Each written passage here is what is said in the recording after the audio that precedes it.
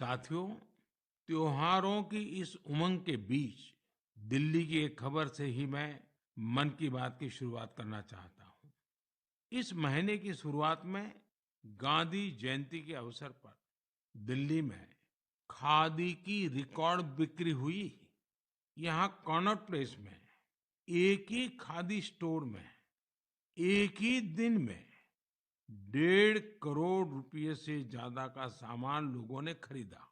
इस महीने चल रहे खादी महोत्सव ने एक बार फिर बिक्री के अपने सारे पुराने रिकॉर्ड तोड़ दिए हैं।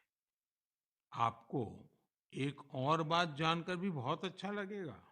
10 साल पहले देश में जहां खादी प्रोडक्ट्स की बिक्री बड़ी मुश्किल से 30,000 करोड़ रुपए से भी कम थी, अब ये बढ़कर 1.25 लाख करोड़ रुपए के आसपास पहुंच रही है।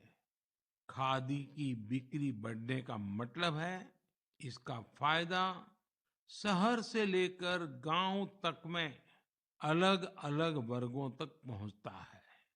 इस बिक्री का लाभ हमारे बुनकर, हस्तशिल्प के कारीगर, हमारे किसान, आयुर्वेदिक पौधे लगाने वाले, कुटीर उद्योग, सबको लाभ मिल रहा है।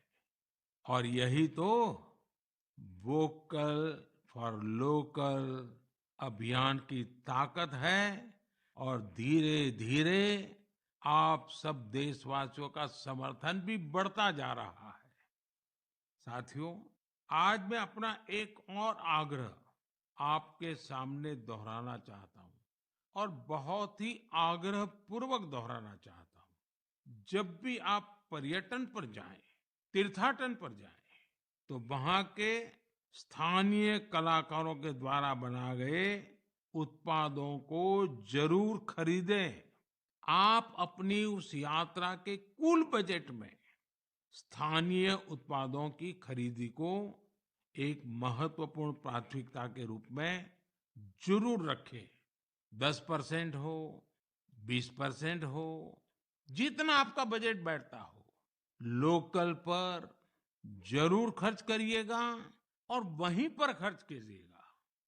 साथियों, हर बार की तरह इस बार भी हमारे त्योहारों में हमारी प्राथमिकता हो वोकल फॉर लोकल, और हम मिलकर उस सपने को पूरा करें। हमारा सपना है आत्मनिर्भर भारत। इस बार ऐसे प्रोडक्ट से ही घर को रोशन करें जिससे मेरे किसी देशवासी के पसीने की महक हो, मेरे देश के किसी युवा का टैलेंट हो, उसके बनने में मेरे देशवासियों को रोजगार मिला हो, रोजमर्रा की जिंदगी की कोई भी आवश्यकता हो, हम लोकल ही लेंगे।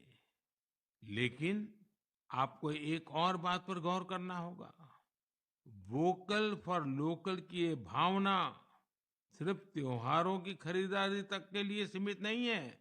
और कहीं तो मैंने देखा है दिवाली का दिया लेते हैं और फिर सोशल मीडिया में डालते हैं वोकल फॉर लोकल। नहीं जी, वो तो शुरुआत है। हमें बहुत आगे बढ़ना है। जीवन की हर आवश्यकता हमारे देश में सब कुछ उपलब्ध है। ये विजन केवल छोटे दुकानदारों और रेहड़ी पटरी से सामान लेने तक सीमित नहीं है। आज भारत दुनिया का बड़ा मैन्युफैक्चरिंग हब बन रहा है। कई बड़े ब्रांड यहीं पर अपने प्रोडक्ट को तैयार कर रहे हैं। अगर हम उन प्रोडक्ट को अपनाते हैं तो मेक इन इंडिया को बढ़ावा मिलता है। और ये भी लोकल के लिए वोकल ही होना होता है। और हाँ, ऐसे प्रोडक्ट को खरीदते समय हमारे देश की शान यूपीआई डिजिटल पेमेंट सिस्टम से पेमेंट करने के आग्रही बने, जीवन में आदत डालें और उस प्रोडक्ट के साथ या उस कारीगर के साथ सेल्फी नमो ऐप पर मेरे साथ शेयर करें, और वो भी मेड इन इंडिया स्मार्टफोन से। मैं उनमें से कुछ पोस्ट को सोशल मीडिया पर शेयर करूंगा ताकि दूसरे लोगों को भी वोकल फॉर लोकल की प्रेरणा मिले। साथियों, जब आप भारत में बने भारतीयों द्वारा बनाए गए उत्पादों से अपनी दिवाली रोशन करेंगे, अपने परिवार की हर छोटी मोटी आवश्यकता लोकल से पूरी करेंगे, तो दिवाली की जगमगाहट ज्यादा बढ़ेगी ही बढ़ेगी, लेकिन उन कारीगरों की जिंदगी में एक नई दिवाली आएगी, जीवन की एक नई सुबह आएगी, उनका जीवन शानदार बनेगा।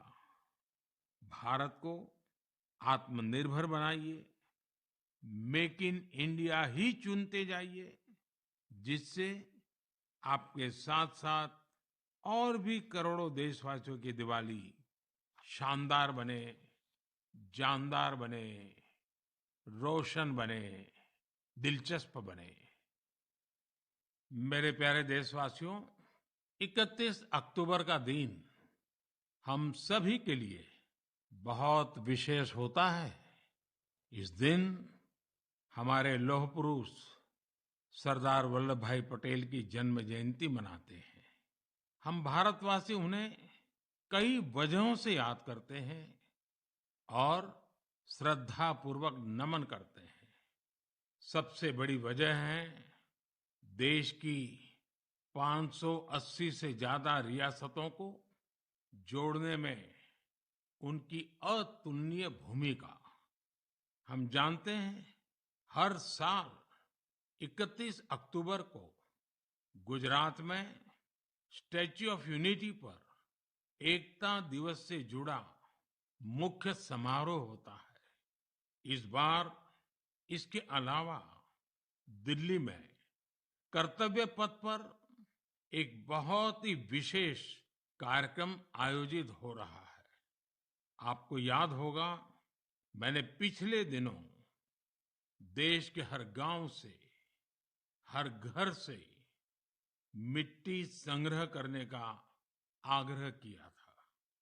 हर घर से मिट्टी संग्रह करने के बाद उसे कलश में रखा गया और फिर अमृत कलश यात्राएं निकाली गई। देश के कोने कोने से एकत्रित की गई ये माटी, ये हजारों अमृत कलश यात्राएं अब दिल्ली पहुंच रही है। यहां दिल्ली में उस मिट्टी को एक विशाल भारत कलश में डाला जाएगा और इसी पवित्र मिट्टी से दिल्ली में अमृत वाटिका का निर्माण होगा। यह देश की राजधानी के हृदय में अमृत महोत्सव की भव्य विरासत के रूप में मौजूद रहेगी। 31 अक्टूबर को ही देश भर में पिछले 2.5 साल से चल रहे आजादी के अमृत महोत्सव का समापन होगा। आप सभी ने मिलकर इसे दुनिया में सबसे लंबे समय तक चलने वाले महोत्सव में से एक बना दिया। अपने सेनानियों का सम्मान हो या फिर हर घर तिरंगा, आजादी के अमृत महोत्सव में लोगों ने अपने स्थानीय इतिहास को एक नई पहचान दी है। इस दौरान सामुदायिक सेवा की भी अद्भुत मिसाल देखने को मिली है। साथियों, मैं आज आपको एक और खुशखबरी सुना रहा हूं, और विशेष करके मेरे नौजवान बेटे बेटियों को, जिनके दिलों में देश के लिए कुछ करने का जज्बा है, सपने हैं, संकल्प है। ये खुशखबरी देशवासियों के लिए तो है ही है। मेरे नौजवान साथियों, आपके लिए सविशेष है। 2 दिन बाद ही 31 अक्टूबर को एक बहुत बड़े राष्ट्रव्यापी संगठन की नींव रखी जा रही है, और वो भी सरदार साहब की जन्म जयंती के दिन। इस संगठन का नाम है मेरा युवा भारत, यानी माय भारत। माय भारत संगठन भारत के युवाओं को राष्ट्र निर्माण के विभिन्न आयोजनों में अपनी सक्रिय भूमिका निभाने का अवसर देगा। ये विकसित भारत के निर्माण में भारत की युवा शक्ति को एकजुट करने का एक अनोखा प्रयास है। मेरा युवा भारत की वेबसाइट माय भारत भी शुरू होने वाली है। मैं युवाओं से आग्रह करूंगा, बार बार आग्रह करूंगा कि आप सभी मेरे देश के नौजवान, आप सभी मेरे देश के बेटे बेटी MyBharat.gov.in पर रजिस्टर करें और विभिन्न कार्यक्रम के लिए साइन अप करें। 31 अक्टूबर को पूर्व प्रधानमंत्री श्रीमती इंदिरा गांधी जी की पुण्यतिथि भी है। मैं उन्हें भी भावभीनी श्रद्धांजलि अर्पित करता हूं। मेरे परिवारजनों, हमारा साहित्य, लिटरेचर एक भारत श्रेष्ठ भारत की भावना को प्रगाढ़ करने के सबसे बेहतरीन माध्यमों से एक है। मैं आपके साथ तमिलनाडु की गौरवशाली विरासत से जुड़े दो बहुत ही प्रेरक प्रयासों को साझा करना चाहता हूं। मुझे तमिल की प्रसिद्ध लेखिका बहन शिवशंकरी जी के बारे में जानने का अवसर मिला है। उन्होंने एक प्रोजेक्ट किया है, नीट इंडिया थ्रू लिटरेचर।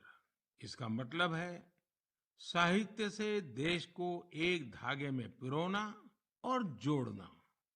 वे इस प्रोजेक्ट पर बीते 16 सालों से काम कर रही है।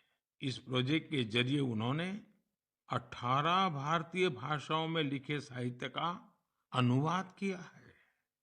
उन्होंने कई बार कन्याकुमारी से कश्मीर तक और इम्फाल से जैसलमेर तक देश भर में यात्राएं की, ताकि अलग-अलग राज्यों के लेखकों और कवियों के इंटरव्यू कर सके। शिवशंकरी जी ने अलग-अलग जगहों पर अपनी यात्रा की, ट्रैवल कमेंट्री के साथ उन्हें पब्लिश किया है।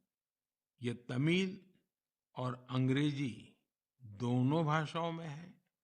इस प्रोजेक्ट में 4 बड़े वॉल्यूम्स हैं और हर वॉल्यूम भारत के अलग-अलग हिस्से को समर्पित है। मुझे उनकी इस संकल्प शक्ति पर गर्व है। साथियों, कन्याकुमारी के थिरु A.K. पेरुमल जी का काम भी बहुत प्रेरित करने वाला है। उन्होंने तमिलनाडु के ये जो स्टोरी टेलिंग ट्रेडिशन है, उसको संरक्षित करने का सराहनीय काम किया है। वे अपने इस मिशन में पिछले 40 सालों से जुटे हैं। इसके लिए वे तमिलनाडु के अलग-अलग हिस्सों में ट्रैवल करते हैं और फोक आर्ट फोरम्स को खोजकर उसे अपनी बुक का हिस्सा बनाते हैं। आपको जानकर आश्चर्य होगा कि उन्होंने अब तक ऐसी करीब 100 किताबें लिख डाली हैं। इसके अलावा पेरुमल जी का एक और भी पैशन है। तमिलनाडु के टेम्पल कल्चर के बारे में रिसर्च करना उन्हें बहुत पसंद है। उन्होंने लेदर पपेट्स पर भी काफी रिसर्च की है, जिसका लाभ वहां के स्थानीय लोक कलाकारों को हो रहा है। शिवशंकरी जी और A.K. पेरुमल जी के प्रयास हर किसी के लिए एक मिसाल है। भारत को अपनी संस्कृति को सुरक्षित करने वाले ऐसे हर प्रयास पर गर्व है, जो हमारी राष्ट्रीय एकता को मजबूती देने के साथ ही देश का नाम, देश का मान सब कुछ बढ़ाए। मेरे परिवारजनों, आने वाले 15 नवंबर को पूरा देश जनजातीय गौरव दिवस मनाएगा। ये विशेष दिन भगवान बिरसा मुंडा की जन्म जयंती से जुड़ा है। भगवान बिरसा मुंडा हम सबके हृदय में बसे हैं। सच्चा साहस क्या है और अपनी संकल्प शक्ति पर अड़िग रहना किसे कहते हैं, ये हम उनके जीवन से सीख सकते हैं। उन्होंने विदेशी शासन को कभी स्वीकार नहीं किया। उन्होंने ऐसे समाज की परिकल्पना की थी जहां अन्याय के लिए कोई जगह नहीं थी। वे चाहते थे कि हर व्यक्ति को सम्मान और समानता का जीवन मिले। भगवान बिरसा मुंडा ने प्रकृति के साथ सद्भाव से रहना, इस पर भी हमेशा जोर दिया। आज भी हम देख सकते हैं कि हमारे आदिवासी भाई बहन प्रकृति की देखभाल और उसके संरक्षण के लिए हर तरह से समर्पित है। हम सबके लिए हमारे आदिवासी भाई बहन का ये काम बहुत बड़ी प्रेरणा है। साथियों, कल यानी 30 अक्टूबर को गोविंद गुरु जी की पुण्यतिथि भी है। हमारे गुजरात और राजस्थान के आदिवासी और वंचित समुदायों के जीवन में गोविंद गुरु जी का बहुत विशेष महत्व रहा है। गोविंद गुरु जी को भी मैं अपनी श्रद्धांजलि अर्पित करता हूँ। नवंबर महीने में हम मानगढ़ नरसंहार की बरसी भी मनाते हैं। मैं उस नरसंहार में शहीद माँ भारती की सभी संतानों को नमन करता हूँ। साथियों, भारतवर्ष में आदिवासी योद्धाओं का समृद्ध इतिहास रहा है। इसी भारत भूमि पर महान तिलका मांझी ने अन्याय के खिलाफ बिगुल फूंका था। इसी धरती से सिद्धो कान्हू ने समानता की आवाज उठाई। हमें गर्व है कि जन योद्धा टंट्या भील ने हमारी धरती पर जन्म लिया। हम शहीद वीर नारायण सिंह को पूरी श्रद्धा के साथ याद करते हैं, जो कठिन परिस्थितियों में अपने लोगों के साथ खड़े रहे। वीर रामजी गोंड हो, वीर गुंडा धूर हो, भीमा नायक हो, उनका साहस आज भी हमें प्रेरित करता है। अल्लूरी सीताराम राजू ने आदिवासी भाई बहनों में जो अलग जगाई, उसे देश आज भी याद करता है। नॉर्थ ईस्ट में कियांग नोबांग और रानी गाइदिन्ल्यू जैसे स्वतंत्रता सेनानियों से भी हमें काफी प्रेरणा मिलती है। आदिवासी समाज से ही देश को राजमोहिनी देवी और रानी कमलापति जैसी वीरांगनाएं मिली। देश इस समय आदिवासी समाज को प्रेरणा देने वाली रानी दुर्गावती जी की 500वीं जयंती मना रही है। मैं आशा करता हूं कि देश के अधिक से अधिक युवा अपने क्षेत्र की आदिवासी विभूतियों के बारे में जानेंगे और उनसे प्रेरणा लेंगे। देश अपने आदिवासी समाज का कृतज्ञ है, जिन्होंने राष्ट्र के स्वाभिमान और उत्थान को हमेशा सर्वोपरि रखा है। मेरे प्यारे देशवासियों, त्योहारों के इस मौसम में इस समय देश में स्पोर्ट्स का भी परचम लहरा रहा है। पिछले दिनों एशियन गेम्स के बाद पैरा एशियन गेम्स में भी भारतीय खिलाड़ियों ने जबरदस्त कामयाबी हासिल की है। इन खेलों में भारत ने 111 मेडल जीतकर एक नया इतिहास रच दिया है। मैं पैरा एशियन गेम्स में हिस्से लेने वाले सभी एथलीट्स को बहुत बहुत बधाई देता हूं। साथियों, मैं आपका ध्यान special Olympics world summer games की ओर भी ले जाना चाहता हूं। इसका आयोजन बर्लिन में हुआ था। ये प्रतियोगिता हमारे इंटेलेक्चुअल डिसेबिलिटीज वाले एथलीटों की अद्भुत क्षमता को सामने लाती है। इस प्रतियोगिता में भारतीय दल ने 75 गोल्ड मेडल सहित 200 पदक जीते। रोलर स्केटिंग हो, बीच वॉलीबॉल हो, फुटबॉल हो या लोन टेनिस, भारतीय खिलाड़ियों ने मेडल्स की झड़ी लगा दी। इन पदक विजेताओं की लाइफ जर्नी काफी इंस्पायरिंग रही है। हरियाणा के रणवीर सैनी ने गोल्फ में गोल्ड मेडल जीता है। बचपन से ही ऑटिज्म से जूझ रहे रणवीर के लिए कोई भी चुनौती गोल्फ को लेकर उनके जुनून को कम नहीं कर पाई। उनकी माँ तो यहाँ तक कहती हैं कि रणवीर की वजह से परिवार में आज सब गोल्फर बन गए हैं। पुडुचेरी के 16 साल के टी विशाल ने 4 मेडल जीते। गोवा की सिया सरोदे ने पावर लिफ्टिंग में 2 गोल्ड मेडल सहित 4 पदक अपने नाम किए। 9 साल की उम्र में अपनी माँ को खोने के बाद भी उन्होंने खुद को निराश नहीं होने दिया। छत्तीसगढ़ के दुर्ग के रहने वाले अनुराग प्रसाद ने पावर लिफ्टिंग में 3 गोल्ड और 1 सिल्वर मेडल जीता है। ऐसी ही प्रेरक गाथा झारखंड के इंदु प्रकाश की है, जिन्होंने साइकिलिंग में 2 मेडल जीते हैं। बहुत ही साधारण परिवार से आने के बावजूद इंदु ने गरीबी को कभी अपनी सफलता के सामने दीवार नहीं बनने दिया। मुझे विश्वास है कि इन खेलों में भारतीय खिलाड़ियों की सफलता इंटेलेक्चुअल डिसेबिलिटीज का मुकाबला कर रहे अन्य बच्चों और परिवारों को भी प्रेरित करेगी।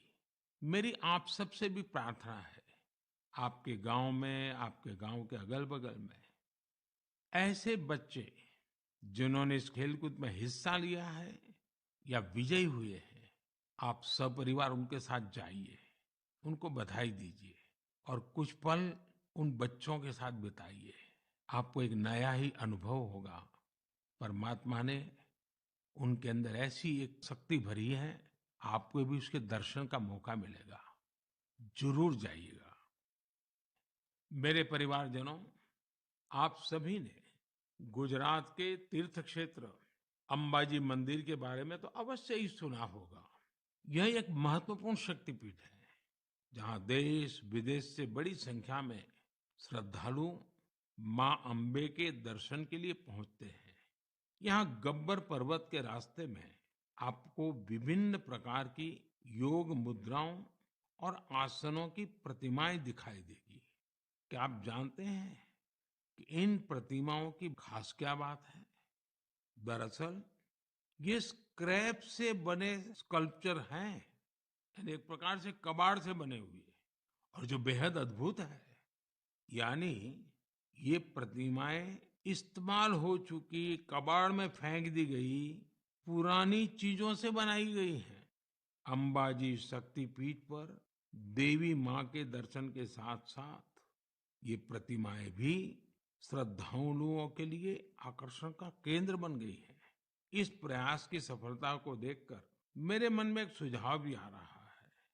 हमारे देश में बहुत सारे ऐसे लोग हैं जो वेस्ट से इस तरह की कलाकृतियां बना सकते हैं। तो मेरा गुजरात सरकार से आग्रह है, वो एक प्रतियोगिता शुरू करे और ऐसे लोगों को आमंत्रित करे। ये प्रयास गब्बर पर्वत का आकर्षण बढ़ाने के साथ ही पूरे देश में वेस्ट टू वेल्थ अभियान के लिए लोगों को प्रेरित करेगा। साथियों, जब भी स्वच्छ भारत और वेस्ट टू वेल्थ की बात आती है, तो हमें देश के कोने कोने से अनगिनत उदाहरण देखने को मिलते हैं। असम के कामरूप मेट्रोपॉलिटन डिस्ट्रिक्ट में अक्षर फोरम इस नाम का एक स्कूल बच्चों में सस्टेनेबल डेवलपमेंट की भावना भरने का, संस्कार का एक निरंतर काम कर रहा है। यहाँ पढ़ने वाले विद्यार्थी हर हफ्ते प्लास्टिक वेस्ट जमा करते हैं, जिसका उपयोग इको फ्रेंडली ईंटें और चाबी की चेन जैसे सामान बनाने में होता है। यहाँ स्टूडेंट्स को रिसाइकलिंग और प्लास्टिक वेस्ट से प्रोडक्ट बनाना भी सिखाया जाता है। कम आयु में ही पर्यावरण के प्रति ये जागरूकता इन बच्चों को देश का एक कर्तव्यनिष्ठ नागरिक बनाने में बहुत मदद करेगी। मेरे परिवारजनों, आज जीवन का कोई ऐसा क्षेत्र नहीं जहां हमें नारी शक्ति का सामर्थ्य देखने को नहीं मिल रहा हो। इस दौर में जब हर तरफ उनकी उपलब्धियों को सराहा जा रहा है, तो हमें भक्ति की शक्ति को दिखाने वाली एक ऐसी महिला संत को भी याद रखना है, जिसका नाम इतिहास के सुनहरे पन्नों में दर्ज है। देश इस वर्ष महान संत मीराबाई की 525वीं जन्म जयंती मना रहा है। वो देश भर के लोगों के लिए कई वजहों से एक प्रेरणा शक्ति रही है। अगर किसी की संगीत में रुचि हो, तो वो संगीत के प्रति समर्पण का बड़ा उदाहरण ही है। अगर कोई कविताओं का प्रेमी हो, तो भक्ति रस में डूबे मीराबाई के भजन उसे अलग ही आनंद देते हैं। अगर कोई दैवीय शक्ति में विश्वास रखता हो, तो मीराबाई का श्री कृष्ण में लीन हो जाना उसके लिए एक बड़ी प्रेरणा बन सकता है। मीराबाई संत रविदास को अपना गुरु मानती थी। वो कहती भी थी, गुरु मिलिया रैदास दीनी ज्ञान की गुटकी। देश की माताओं, बहनों और बेटियों के लिए मीराबाई आज भी प्रेरणा पुंज है। उस कालखंड में भी उन्होंने अपने भीतर की आवाज को ही सुना और रूढ़िवादी धारणाओं के खिलाफ खड़ी हुई। एक संत के रूप में भी वे हम सबको प्रेरित करती है।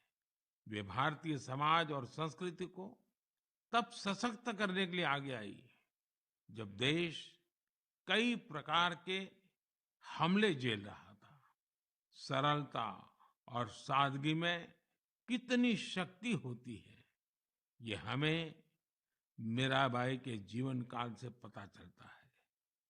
मैं संत मीराबाई को नमन करता हूँ।